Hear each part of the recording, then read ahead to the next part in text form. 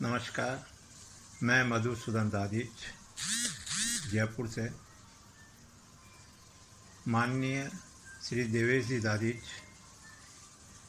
के आह्वान पर इस कोरोना काल की महामारी ने एक प्रेरणास्पद कहानी सुनाने का उनका आग्रह था। इसी को स्वीकार करते हुए मैं आपको एक छोटी सी कहानी प्रस्तुत कर रहा हूँ। एक राजा बड़ा ही होनहार और बलशाली, विद्वान, बुद्धिमान था,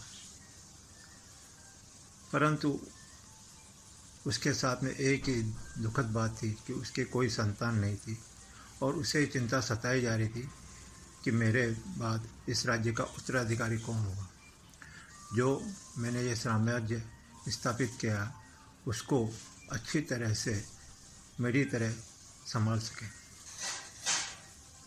उसके दिमाग में एक विचार आया, क्यों ना इस राज्य से कोई विद्वान और बुद्धिमान व्यक्ति का चयन किया जाए।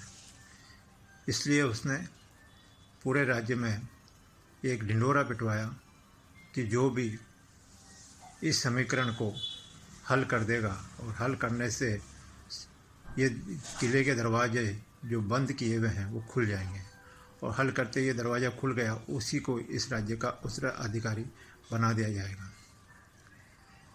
समस्त राज्य के युवा, नौजवान, बुद्धिमान, विद्वान व्यक्ति वहाँ इकट्ठे हुए और उस पहेली को, समीकरण को हल करने में लग गए, परंतु किसी से वो समीकरण हल नहीं हुआ और किले के दरवाजे नहीं खुले। राजा बड़ा निराश हुआ, परंतु 3 दिन से एक नवयुवक गरीब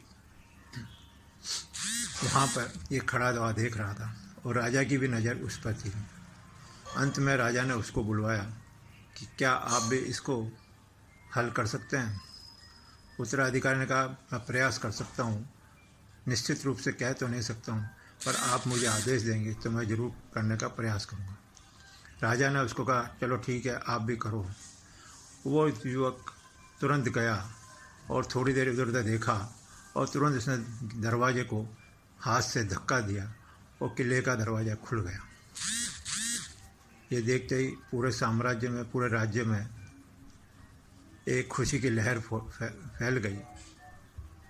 राजा ने तुरंत उससे पूछा कि आपने बिना कुछ देखे करे और सीधा इस दरवाजे को कैसे खोला। तो उनका सर, 3 दिन से मैं ये चीज़ देख रहा था और ये समीकरण हल ही नहीं हो रहा था। इतने बड़े बड़े विद्वान आए तो मेरे दिमाग में ये बात आई कि हो सकता है कि इसका कोई हल ही नहीं हो, इसलिए इस दरवाजे को बिना हल करे इसको खोलने का प्रयास करें। नहीं खुलना तो है ही है, फिर भी एक प्रयास मैंने मेरी बुद्धिमत्ता और चातुर्य से इस गेट को खोलने का प्रयास किया और ये खुल गया। राजा ने कहा, वास्तव में तुम बुद्धिमान हो।